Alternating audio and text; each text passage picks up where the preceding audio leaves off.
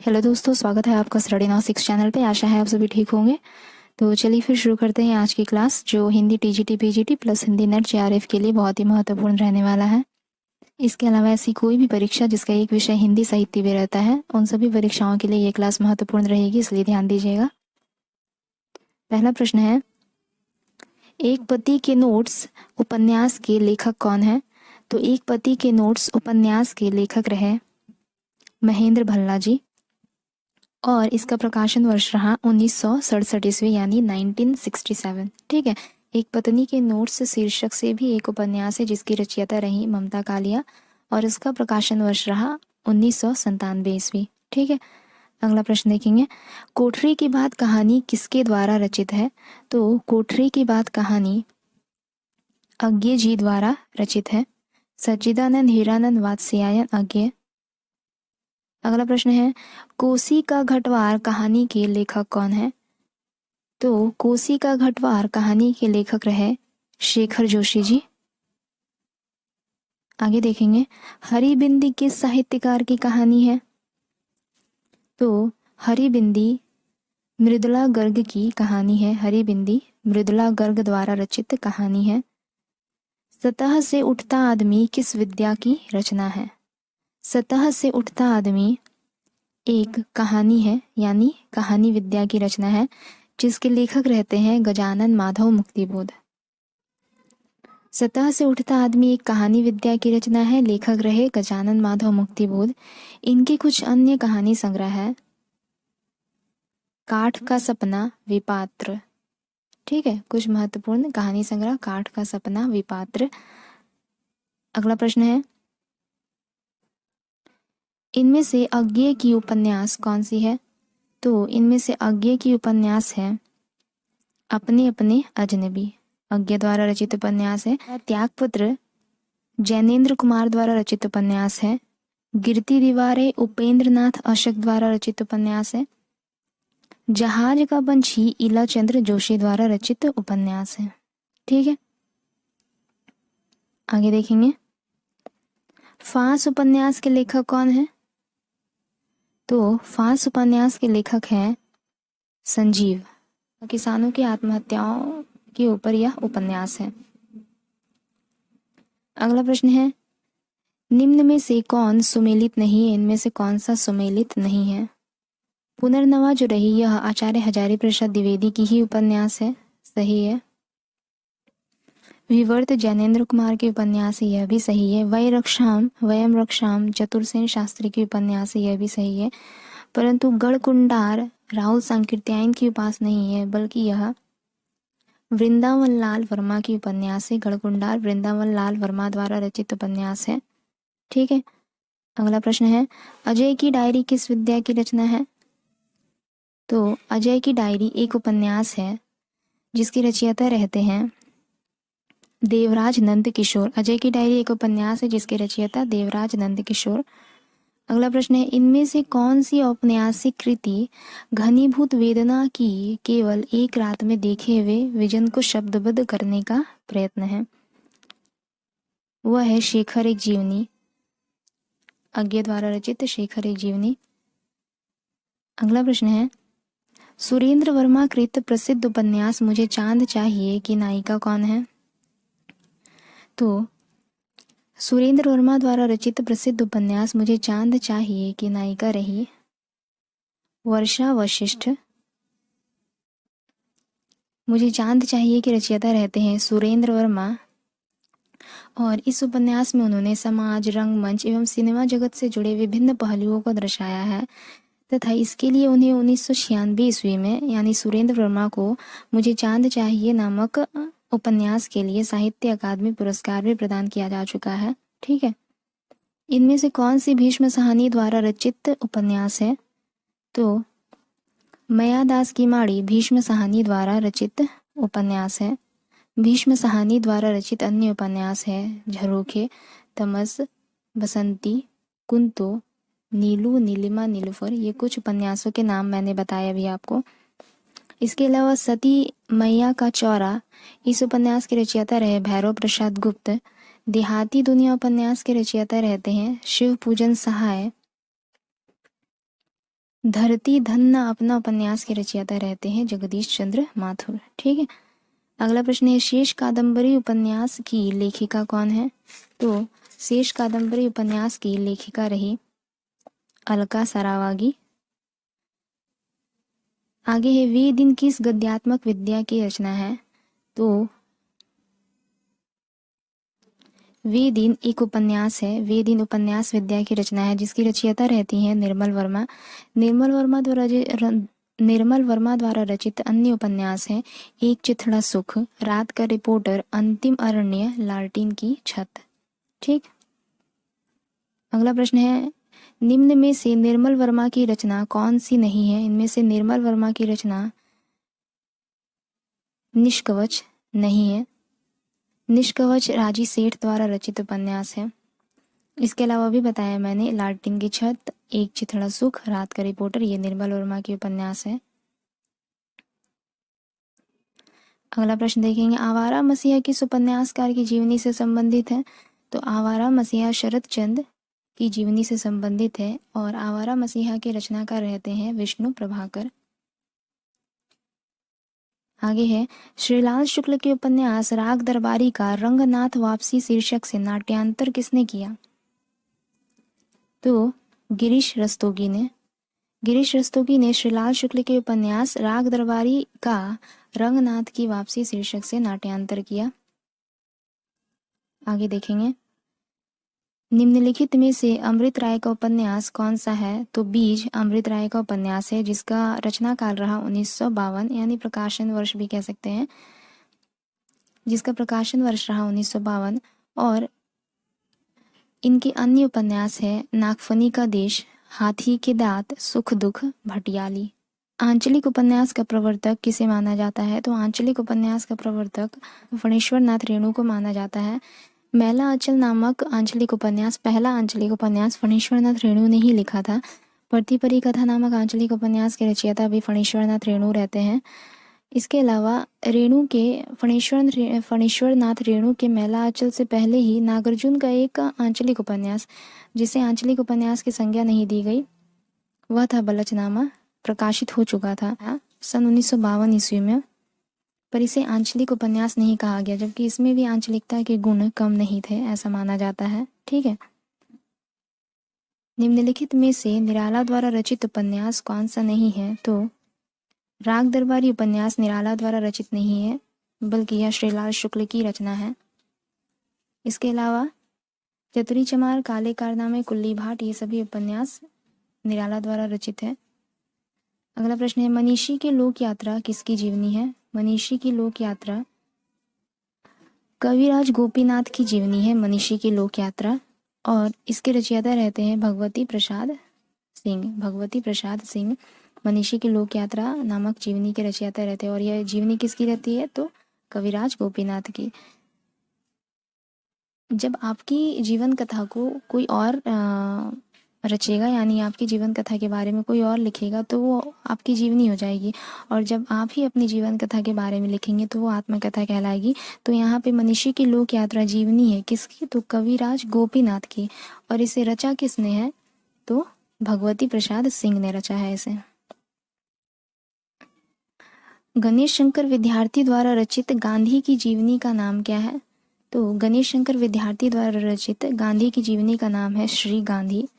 इसके अलावा अकाल पुरुष गांधी नामक जीवनी के रचयिता रहे जैनेन्द्र कुमार। गांधी गौरव नामक जीवनी के रचयिता रहते हैं नरोत्तम दास व्यास। और बापू नामक जीवनी के रचयिता रहते हैं घनश्याम दास बिड़ला। ठीक है, अगला प्रश्न है इनमें से कौन सी कृति जीवनी नहीं है? तो अन्य से अनन्या यह कोई जीवनी नहीं है, बल्कि स्त्री व्यथा की आत्मकथा है। इसमें स्त्री व्यथा को दर्शाया गया है जो प्रभा खेतान द्वारा रचित है। इसके अलावा शिखर से सागर एक जीवनी रही जिसके रचयिता रहते हैं राम कमल राय, और यह अज्ञे की जीवनी है। शिखर से सागर अज्ञे की जीवनी है जिसके रचयिता रहते हैं राम कमल राय। कलम का सिपाही प्रेमचंद की जीवनी है, रचयिता रहते हैं अमृत राय। आवारा मसीहा शरद चंद की जीवनी है, रचयिता रहते हैं विष्णु प्रभाकर। ठीक है, अगला प्रश्न है भारतेंदु हरीशचंद्र शीर्षक जीवनी किसने लिखी है? तो भारतेंदु हरीशचंद्र नामक जीवनी के रचयिता रहते हैं ब्रजरत्न दास। ठीक है। अगला प्रश्न है, आचार्य हजारी प्रसाद द्विवेदी को केंद्र में रखकर लिखी गई पुस्तक व्योमकेश दरवेश के लेखक कौन है? तो आचार्य हजारी प्रसाद द्विवेदी को केंद्र में रखकर लिखी गई पुस्तक है व्योमकेश दरवेश और इसके लेखक रहते हैं विश्वनाथ त्रिपाठी। अगला प्रश्न देखेंगे, इनमें से कौन सी कृति जीवनी विद्या से संबंधित नहीं है? बसेरे से दूर कोई जीवनी नहीं है, बल्कि यह हरिवंश राय बच्चन की आत्मकथा है। इसके अलावा मालवीय जी के साथ 30 दिन, यह एक जीवनी है जिसके रचयिता रहते हैं रामनरेश त्रिपाठी। कलम का मजदूर जीवनी के रचयिता रहते हैं मदन गोपाल और भक्तमाल के रचयिता रहते हैं नाभादास।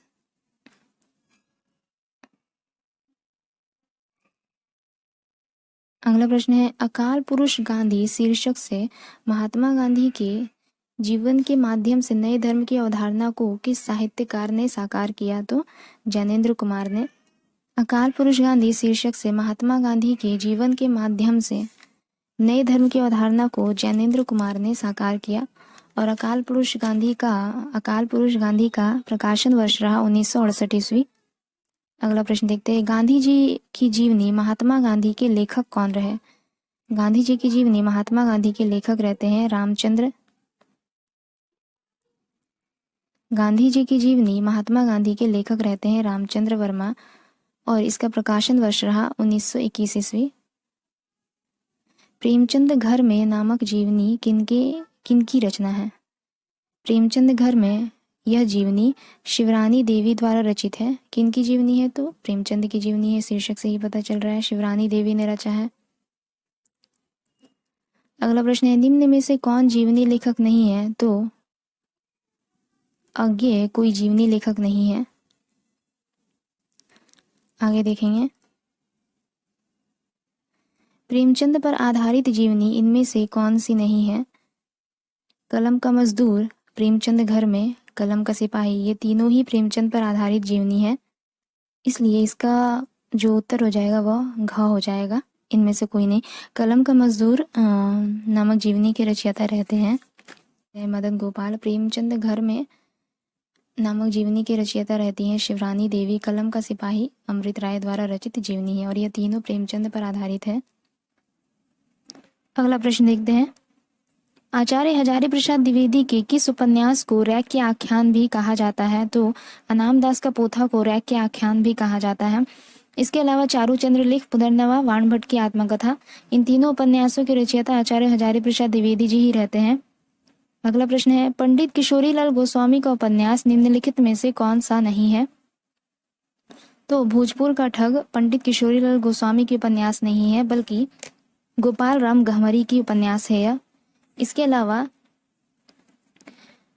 रजिया बेगम या रंगमहल में हलाहल, तरुण तपस्वनी, राजकुमारी, इन तीनों उपन्यासों के रचयिता किशोरीलाल गोस्वामी रहते हैं।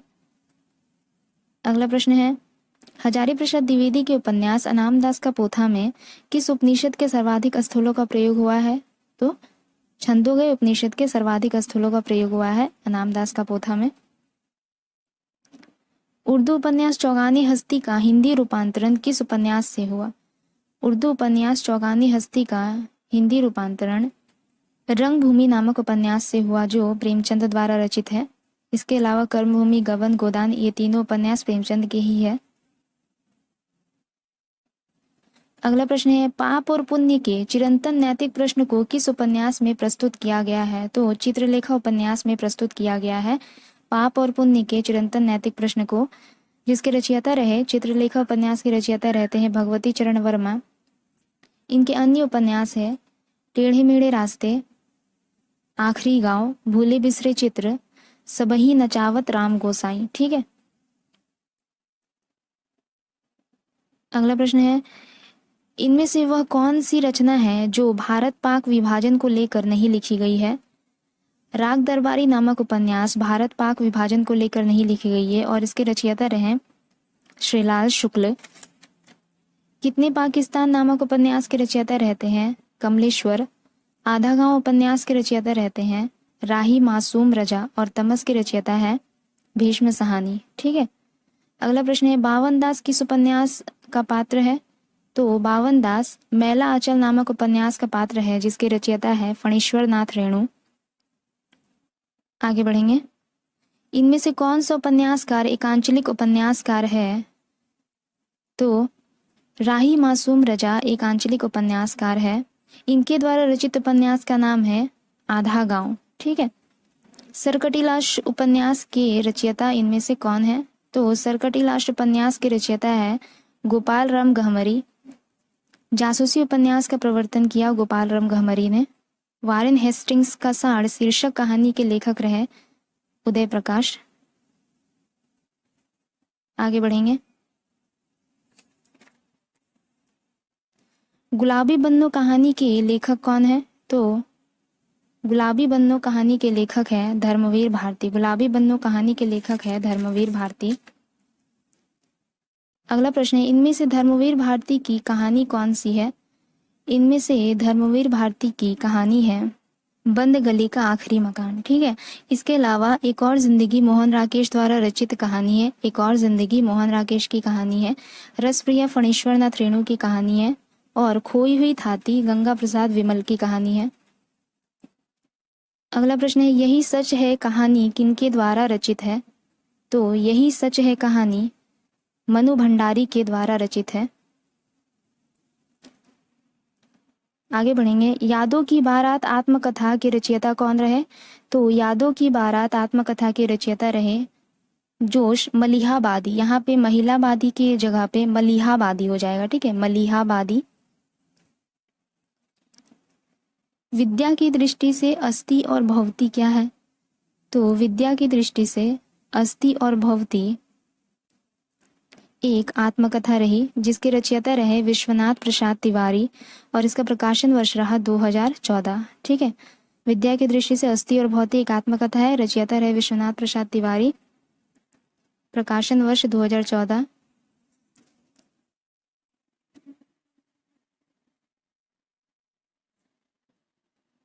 अगला प्रश्न है नेताजी सुभाष चंद्र बोस द्वारा लिखित अपनी आत्मकथा का नाम क्या है? नेताजी सुभाष चंद्र बोस ने जो अपनी आत्मकथा लिखी उसका नाम क्या रहा? तो तरुण के स्वप्न। 1935 इसका प्रकाशन वर्ष रहता है। गालिब छूटी शराब इनमें से किसकी आत्मकथा है? गालिब छूटी शराब रविंद्र कालिया की आत्मकथा है।